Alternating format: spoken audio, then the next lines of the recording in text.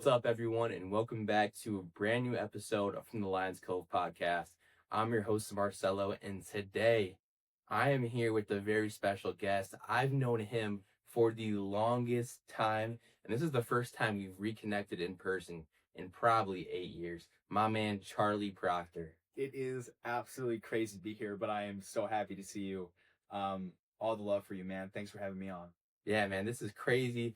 Um, your journey is absolutely incredible, Charlie. The things that you have done throughout your career. First, in October 2024, you became a certified personal trainer Yeah. as well as a nutritionist and an online fitness coach. And also, you are very well known for your professional singing career, which has been incredible. You've done shows, you've done venues, Yeah, and cool. you've had an amazing journey, brother. I'm so excited to talk about this, especially with your fitness. You've had an incredible journey and path with that. Oh, appreciate you, man. Yeah, I'm excited to talk about it. Yeah, dude. So the first question is, you became a certified personal trainer and online fitness coach in October 2024, getting all of your certifications. Yeah. So, what inspired you to formally step into the health and wellness industry at that stage of your career? And in what ways has those certifications changed how you work with and support your clients?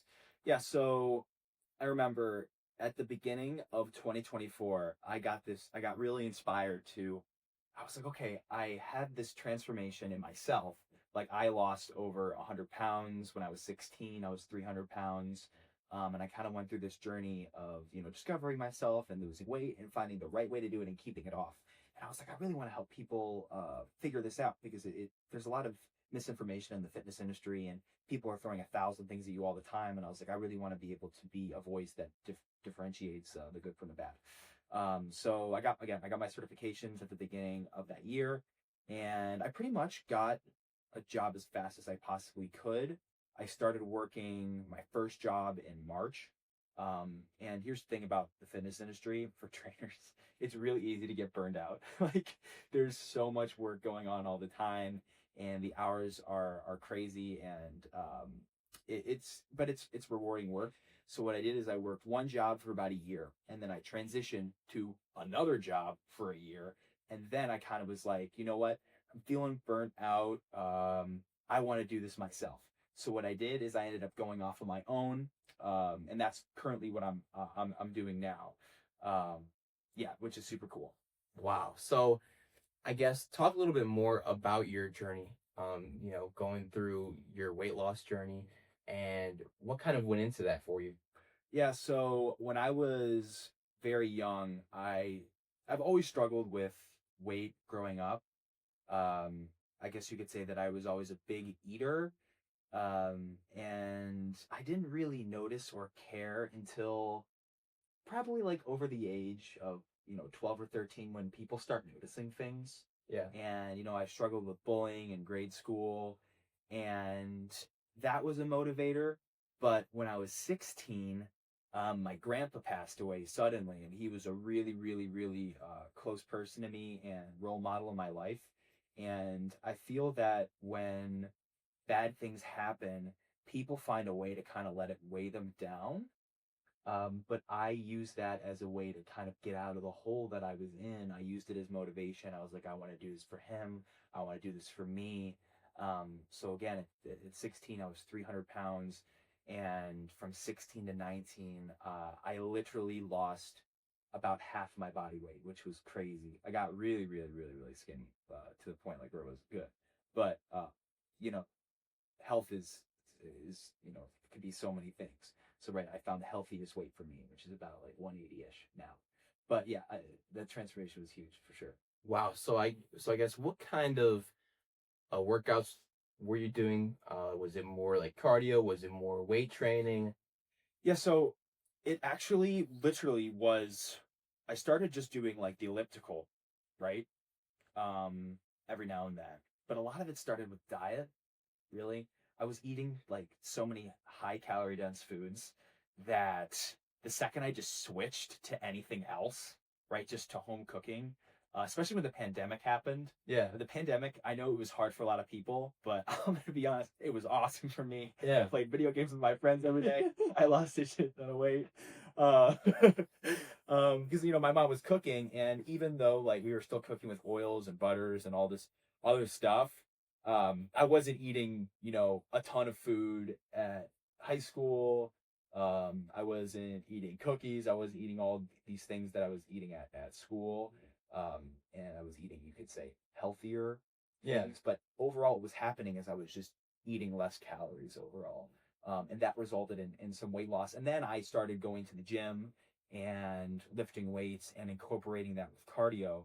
And for anyone listening who's interested, if you want to lose weight or if you just want to get into the best shape of your life, I'm a big advocator for year-round cardio, that you should be doing your cardio all the time, because it's obviously, having big biceps is nice, but it's also nice having a big, strong, healthy heart. So in my opinion, you should be doing 2 full body strength training sessions a week, and then doing 150 minutes of steady state cardio. So that's something you're able to maintain a conversation having. Wow. Yeah, and also too, it's incredible that you mentioned that. My parents just bought a walking machine, or one of those like at home treadmills, where it's kind of smaller, but it's like compact. You can like put it like against the shelf or anything like that, kind of to create space for your home. So my parents bought that, and I am so excited to use that, because during like the winter, I feel like it's hard to do cardio, and I feel like since it's cold outside, a lot of people don't want to run, in the snow or even in the freezing temperatures. So I'm so excited to hop on that, because we don't have any gyms, anything around here where I could do that. So I'm so excited for that. But brother, you have an absolutely incredible story, and I'm so proud of you, just for your incredible transformation and the fact that you're using this now to help so many other people out there through your coaching. I appreciate it. So, since launching your coaching practice, what's one client experience that truly shifted your perspective on what it means to be a coach? I would say a client that am still working with currently is a huge inspiration to me, because he, has struggled with his weight his whole life as well. He's was well over 300 pounds, 340 pounds, has been heavier than 340 pounds before, has yo-yoed up and down. Yo-yo dieting essentially means that you lose a bunch of weight and then you gain it all back, which I'd argue is even worse for you. The drastic weight changes. But I've never seen so much discipline from any client I've ever worked with, because motivation only lasts so long, right? And that's where you got to kick that discipline gear in.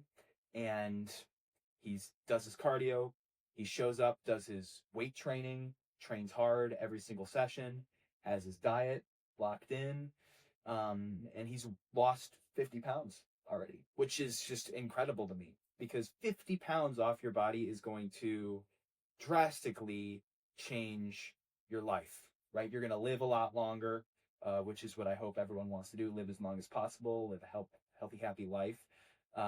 And he's still losing weight. Like, we're not done yet. There's still a good amount of work to be done, but just, I love seeing, the determination and the willpower and the discipline all wrapped into one, because it reminds me of my journey a lot. And if I see someone doing that, it means that, it makes me feel very fulfilled.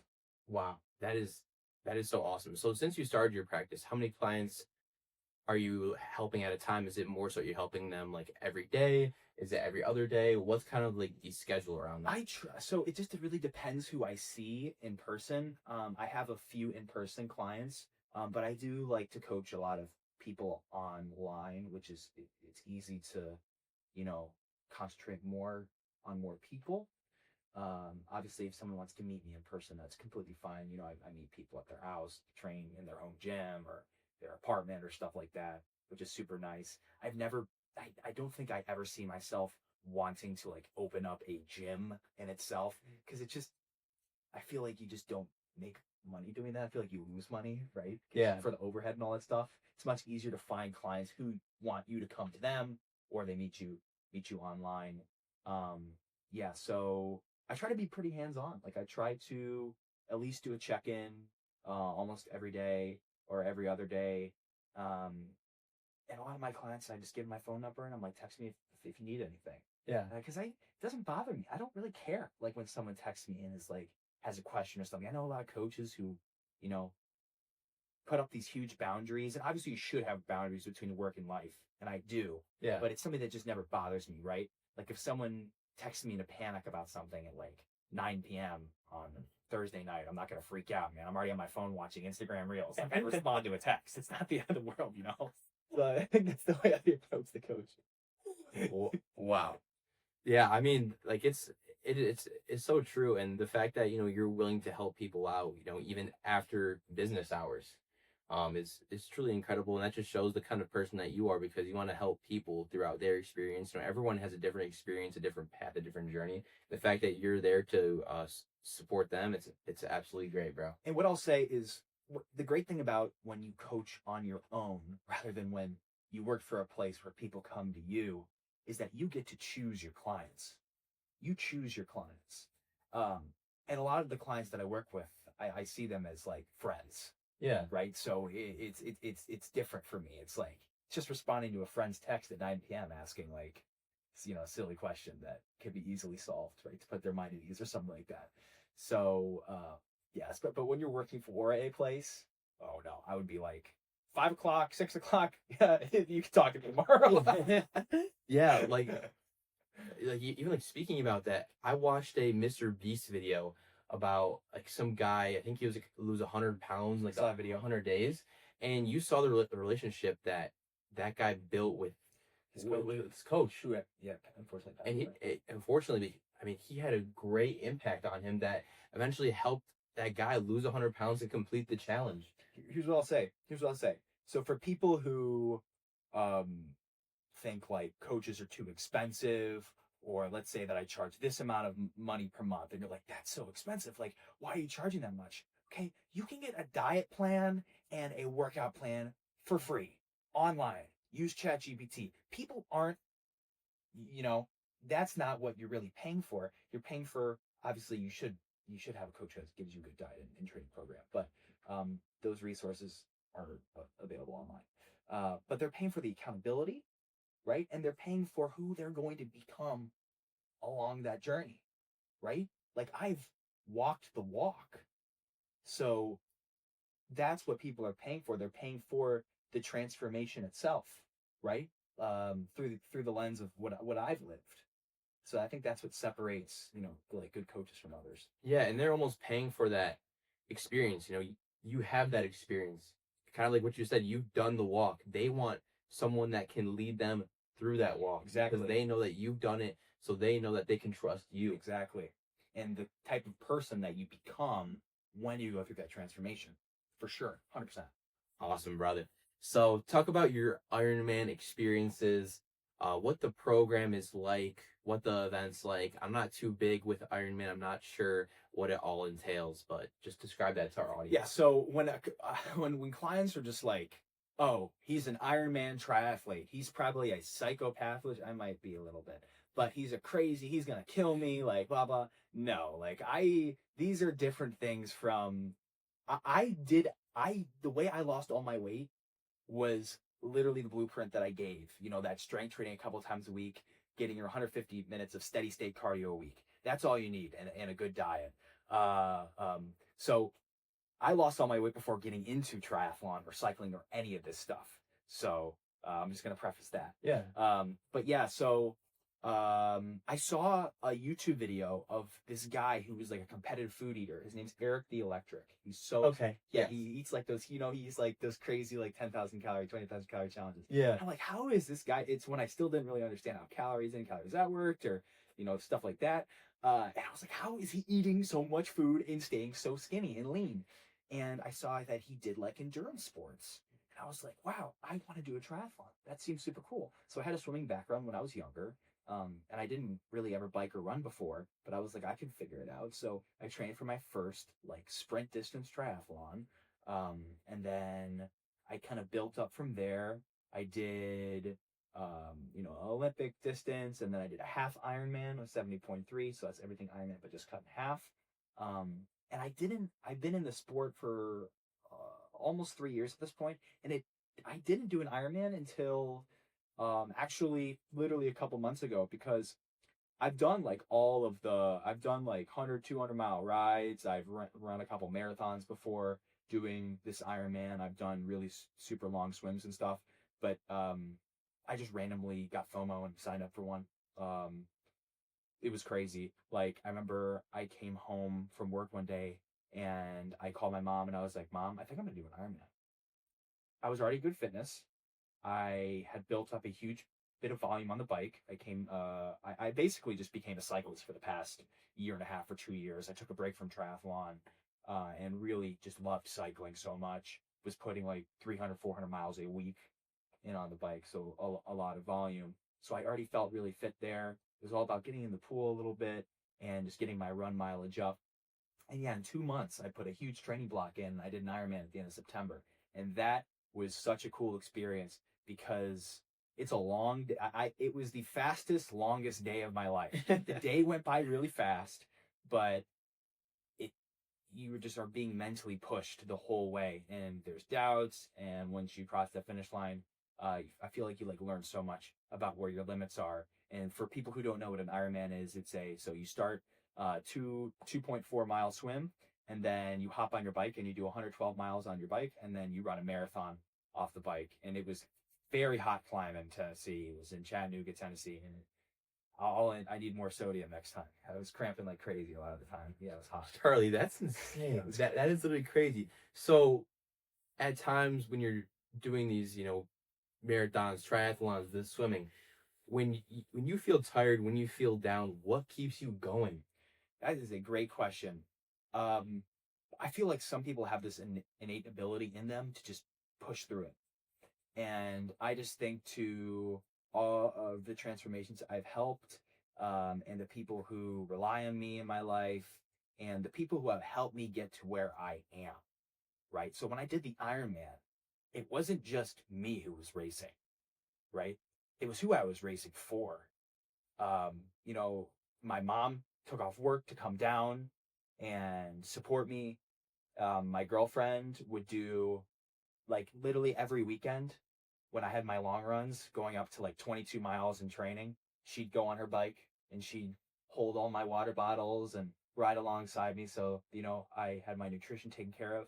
So it's things like that I think back to when I'm racing. I'm like doing it for them in a sense, where it's like they give me the extra bit of motivation, because you can't really become an Ironman by yourself.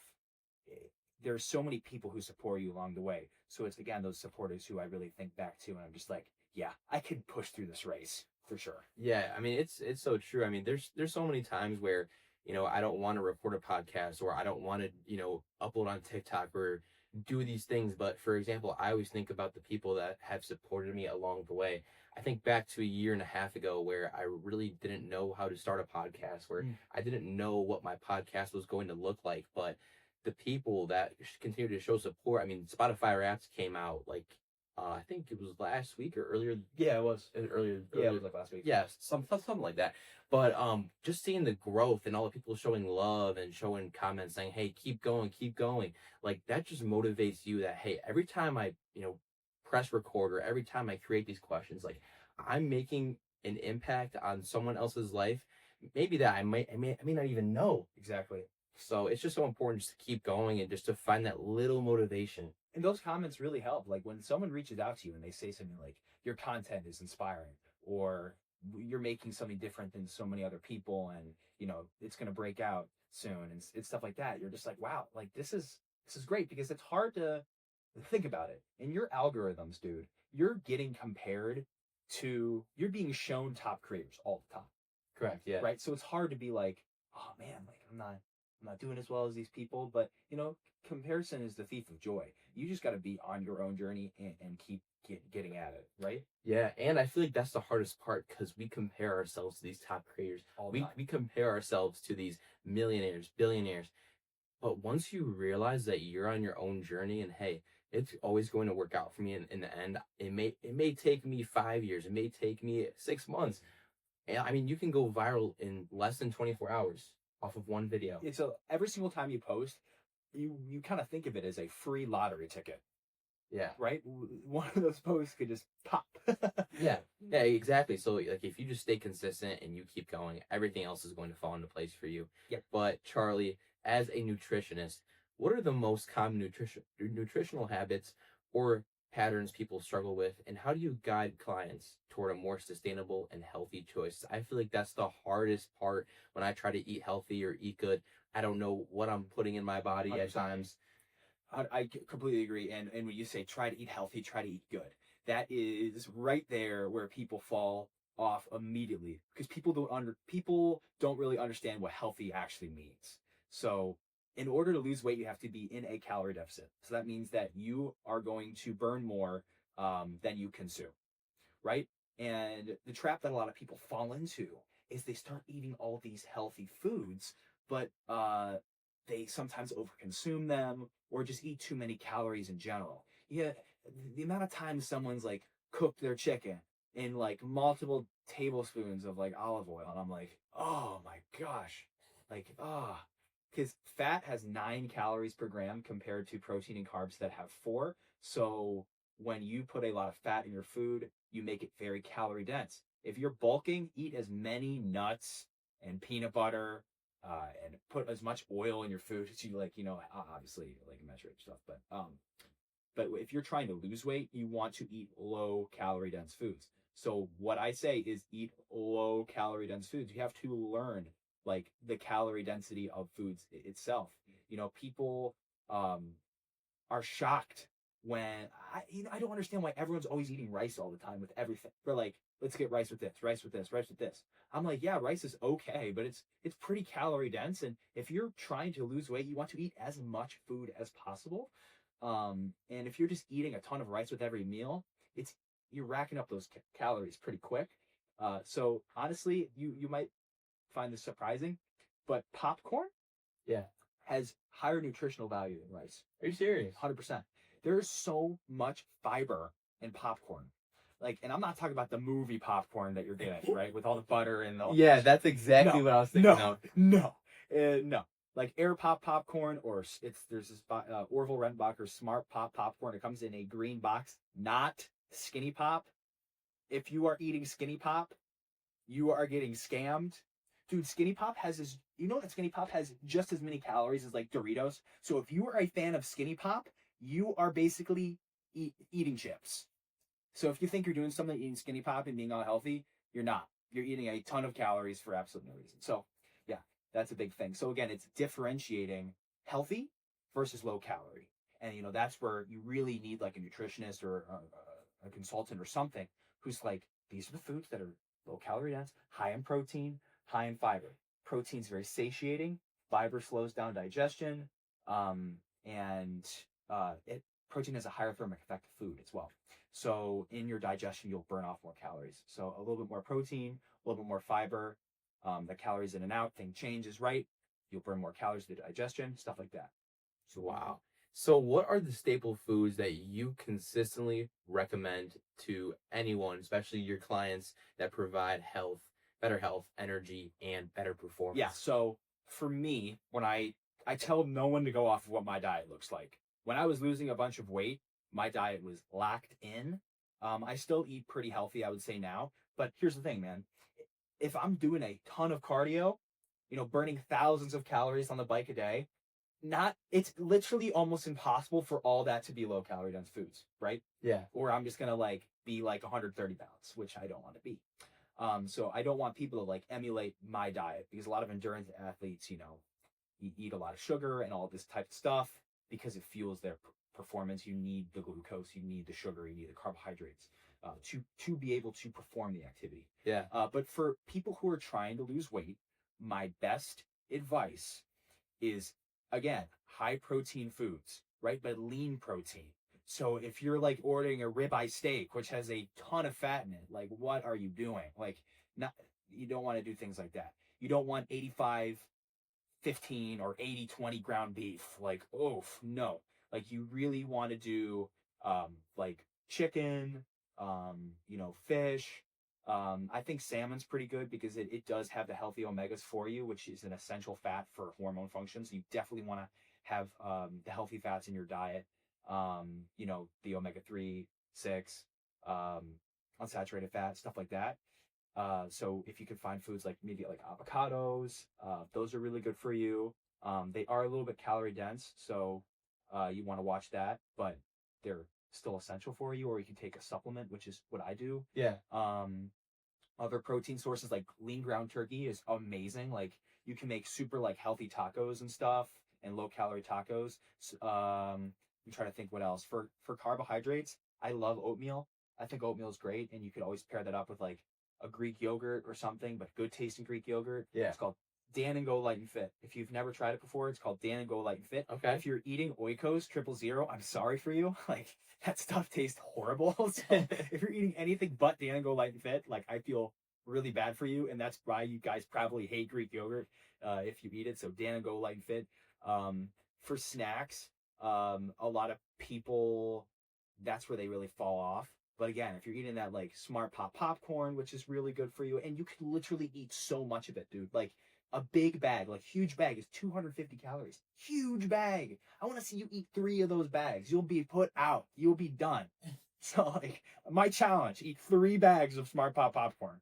Because the fiber is going to slow down the digestion. You're just going to be like, wow, I'm so full. Yeah. And you're eating so long, right?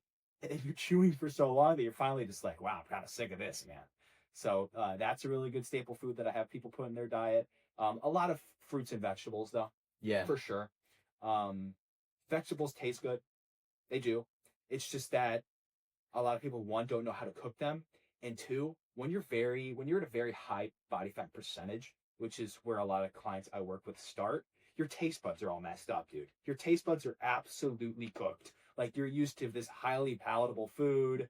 And once you start losing weight, your taste buds change. Once you become like at a more healthy body fat percentage for you, your taste buds change. Like vegetables start tasting good. Fruit actually tastes sweet again. Things like that. It's actually a thing. Seriously. Like once you stop like eating so much junk all the time, your taste buds do change. Yeah, it's so funny that you mentioned that, because over the past year and a half, I love bananas. Like seriously, I eat them with cereal, I eat them with eggs, I eat them with bacon. Like I can eat them all the time, and they provide so much like nutritional value. Like even if I eat like 2 or 3 of them a day, like I just feel better. And then I mix it in with like some apples or with like peanut butter. I mean, I'm big on peanut butter and making like peanut butter shakes and anything like that. Like that's truly helped me just like gain weight. And yeah, man, if you're trying to gain weight, bananas and peanut butter as much as you can. Yeah. I mean, listen, banana and peanut butter, that's been my go-to forever, and it's hands down the best late night snack you could ever have. So if you're trying to lose weight, do not eat bananas and peanut butter as a snack, though. But like Marcelo said, like Marcelo's had a cool transformation as well. Like he was really skinny growing up, I remember, and he got in great shape. He's the opposite as me. Genetically, he has less hunger hormones. I have more hunger hormones. I want to eat more. He naturally wants to eat less. So Marcelo, good choice for banana and peanut butter. Charlie, no. Like when he's trying to lose weight, bad. It's a bad choice. yeah. I mean, it's been incredible. But I would say too, like on top of that, like just like being able to eat as much food as I can, like that's really changed, because at first kind of like how you said, a lot of people would always like make fun of me because I was really skinny. But eventually, like doing a hard weight training at like CrossFit, I absolutely love CrossFit. Shout out to all my CrossFit people. I love you guys. Doing CrossFit, eating more every night. It's just built my appetite. Now I can sit at a table for probably an hour and I will not get full. Like I can seriously eat. But it's changing. I feel so much better. I've seen the muscle growth. Like I've seen everything. So, bro, your journey is incredible. And, yeah, you know what? Just same like our transformations as time goes on. It's just so motivating, and it wants you to keep working hard and bettering yourself. For sure. No, I get it, man. Yeah. So social media, especially TikTok and Instagram, has become a major extension of your brand. So what goals do you have for 2026 with social media? Okay, so I completely agree. I was just having a conversation with someone the other day, talking about like how he doesn't like social media and doesn't want to use it. And he's a trainer. And I'm like, well, dude, you are like kind of screwing yourself over if you're not using social media. Like it is the way of the future. So you better just get with it. or don't get business. Because word of mouth is good, but word of mouth is only good in a closed circle, right? If you want to branch out, you have to use social media and create content. So I didn't create content like forever, like for the longest time. I was afraid of being judged for some reason. And it literally was after the Ironman. After the Ironman, my mom had been trying to get me to post content for like, she knew what I was doing. She was like, you need to post content. You need to post content. I just didn't want to do it because I just had this fear. I was like, people are going to judge me. Like, what if I fail? Like, what if I don't get a lot of views? Like, all this kind of stuff. It's such a stupid mindset. It's you have to make sacrifices to ultimately achieve what you want to achieve. So if that sacrifices you being like, oh my gosh, I don't want to, my friends are going to judge me. Well, they're not your friends. They're not your friends if they're just going to like clown on you the entire time. You know what I'm saying? Yeah. So it was after the Ironman. Like, remember how I said that things just change when you do an Ironman? Like mentally, you just, I was thinking, and that race, I was cramping from mile 60 on the bike all the way through the marathon.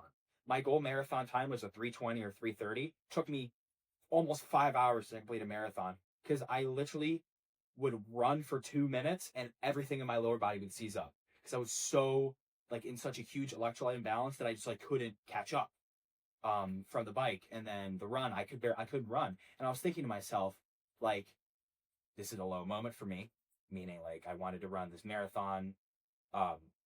There's so many people who are like watching me, tracking me. They're gonna be like, what the heck's going on with Charlie? He sucks. And then that mindset started shifting the more and more I was in the race. And I thought to myself, it doesn't matter. I'm doing an Ironman.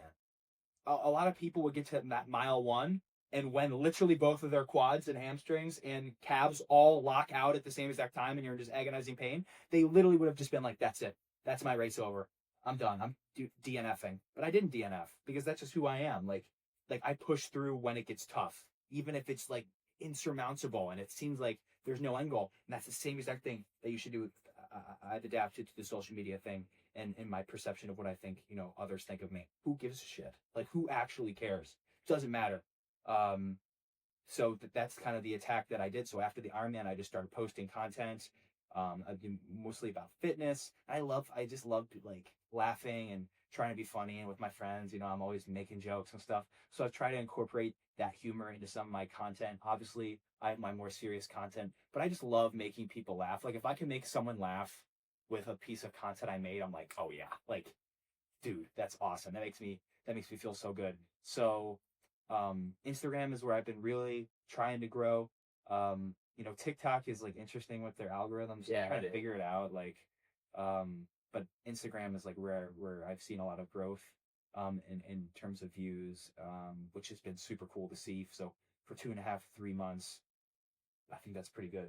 Yeah. I mean, you have to be on social media if you want to grow your brand. Like, I mean, it's so important because kind of like how you said, everyone's on it.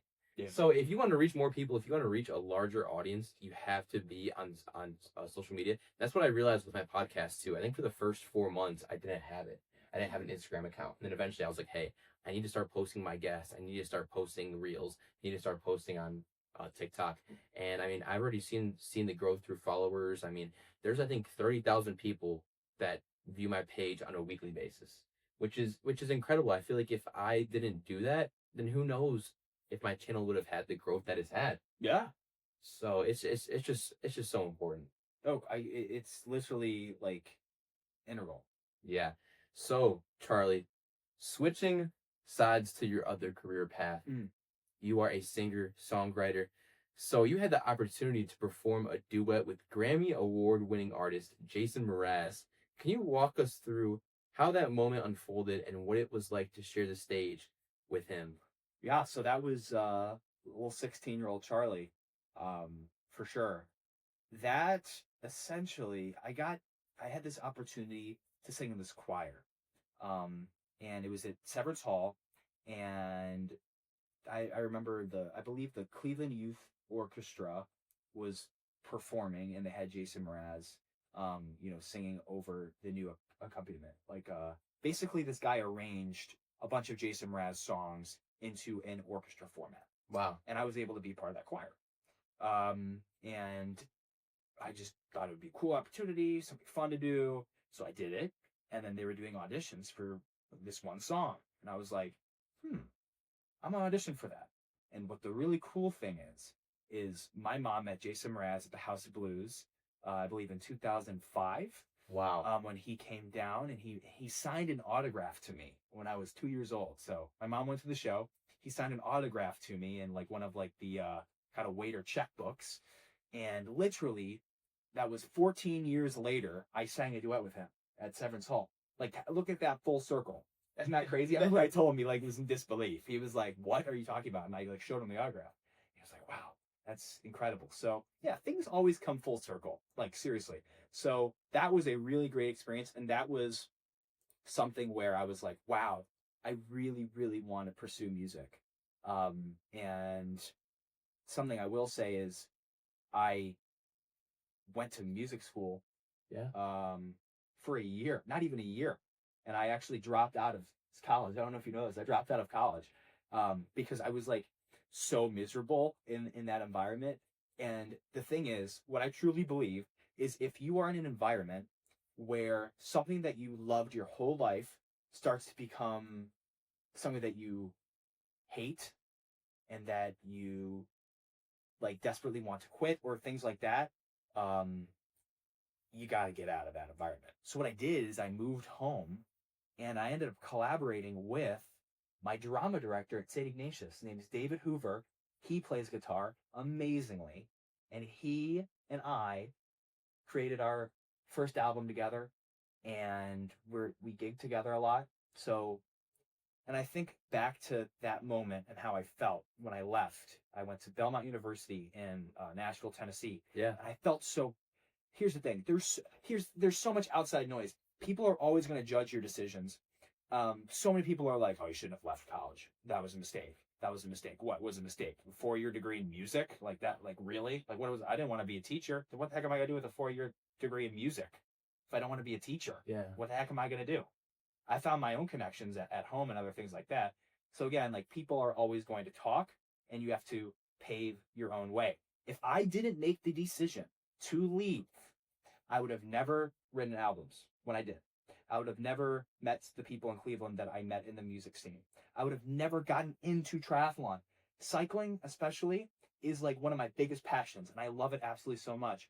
And I would have never gotten into that to the position I am today if I didn't do that one thing in 2022, which I was terrified to do. Would have never met my girlfriend. All these things would have never happened if I just didn't make that jump and leap. So in that moment, all that pain doesn't matter anymore. I don't even think about it anymore, because that decision, gut feeling, was true and right. And you just have to follow what you know is true. And I had a lot of support from my family as well. Yeah. And you know what? It's just right person, right time, right moment. Like, for example, we don't know what the future holds for us. Like, for example, I'm sure you didn't know what the future held for you in that moment. And even for me, like with this podcast, with life outside of college, I didn't know what the future is going to hold, and I still don't know what it's going to hold for me. But for the most part, you just have to trust your instincts, and kind of how you said, trust your skills, trust what you know, and if you have the support, and most importantly, if you believe in yourself, that you can achieve something greater, you will. Dude, I completely agree with that. I've known, and I firmly believe true, that I was put on this earth and given certain abilities and gifts to share with others and to elevate not only myself, but others around me. And I know I'm destined to do those things. So it's not even a doubt in my mind. You just wake up, and each day you just get at it little by little. Yeah. And those things will compound over time and yield huge results. Yeah, it's so true. So reflecting on your journey, your singer-songwriter career, is there a particular performance that stands out as a turning point? One where everything seemed to click and you were like, "Hey, this is my passion." So definitely the Jason Mraz experience for sure. But I'm glad that I did talk about the kind of the Belmont College experience, because I remember I wrote an album very quick. I didn't really know how to songwrite, but I figured it out. And looking back when I listened to the album, it sounds okay to me. I think the songs sound pretty good in the sense that the songwriting's good. And you know, the melodies that I came up with and how we arranged them, I'm like, that was actually very well done. But you know, there are things when you don't know how to do something, right? Like how you start, for example, you start a podcast and maybe the audio doesn't sound good like the first time around for your first couple episodes, and then 2 years later you look back and you're like, oh my god, I didn't even know that I could put like my audio into something else and make it super clean and crisp and stuff like that. It's the same exact thing with an album, right? You listen back to it and you're like, oh, I could have done this differently. So now when I'm, you know, recording music, I'm working on new music, I'm like, this is going to sound 10,000 times better. But when I did create that first album, I was like, this is all mine. Everything that I wrote, everything that I, you know, arranged with David, who helped me with the album. Yeah. This was ours. Like, we did this. Like, I can't believe that I did this type of thing. Like, that was all mine. It wasn't a cover. It wasn't a cover of another artist. It was Charlie Proctor's brain, like, just you know, on a track on Spotify. And I was like, this is crazy to me. Wow. That is absolutely beautiful, brother. And then, you know, when you prepare to write songs or you do shows or you do venues, what does your mental and emotional preparation look like? So a lot of people go through like all this like 2 hour warm up, like they go to the venue, they see the place. Dude, I've been in bands, I've done solo performances, I've done duo performances, I was in theater all my life growing up. For me, I just love that space and I love performing. And honestly, I'll tell you, dude, ever since my transformation, I don't really care about what I look like anymore. Yeah. Like when I'm not self-conscious about, you know, how I appear. I used to all the time. So that would take away from what, like from a fully authentic performance. And now, like, I can have these true authentic performances. So for me, man, I don't go through this like 2 hour vocal warm up and mental process and hype talk and blah, blah. No, dude, I just show up to the venue and do what I've done my whole life, which is just perform. Yeah. Yeah. I mean, that's what I do for this podcast. If people ask, oh, like, do you prep? Obviously I prep with questions and I prep with like, you know, just like getting my mind right, you know, before going into a podcast, because obviously I want it to be the best version that it will be. And I feel like, you know, just showing up, doing your job and just being yourself, that's all you need. I feel like a lot of people do this extra work. Obviously if you're playing sports like with basketball and all those other sports, I had a great like, you know, preparation, like where I'm eating the right foods and I'm doing the right things. But with things that you've done for a certain amount of time, you kind of already become accustomed to the job. So you just show up and you do your job. I agree for sure. Yeah. So, Charlie, to wrap up this podcast, this show is all about real stories for the ones out there that are still chasing theirs, even when no one's watching, doing the work behind the scenes, doing the work when no one else is watching you. Charlie, what's one quote that you live by, and what's something that you want to share to those that are working each and every day but still feel like their work is unseen?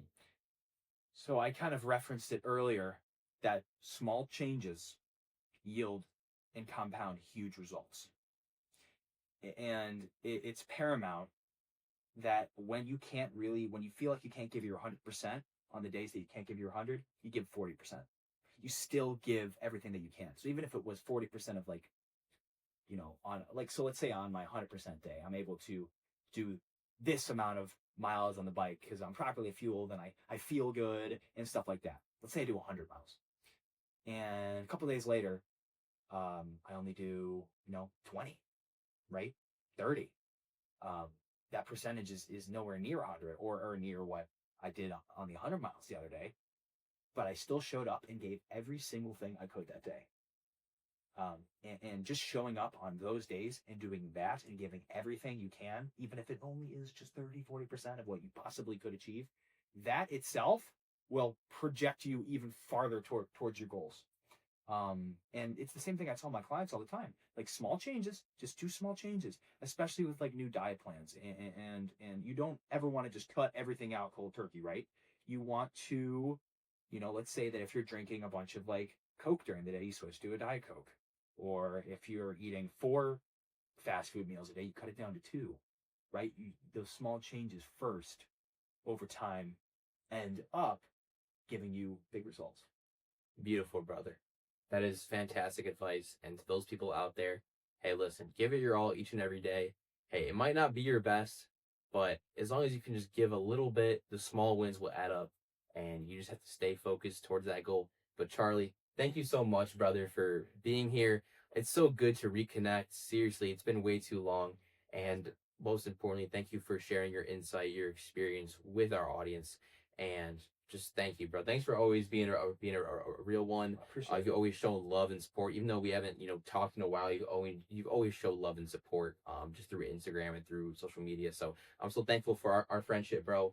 I'm so proud of you in your journey and how you've just achieved absolute greatness. And I know this is just the start for you, and you're only going to get better and better. Appreciate it, brother. It means a lot to me. Always love you. And for everyone watching, thanks for listening to my story. And I hope that you can take something from this to, again, lead you to what you ultimately are meant to achieve and what you can achieve. Beautiful, brother. Well, listen, love you too. And that'll do it for this episode. Make sure you like, comment, sub, share with friends and family, and use code Lions Cove. And we'll see you in the next one. Peace.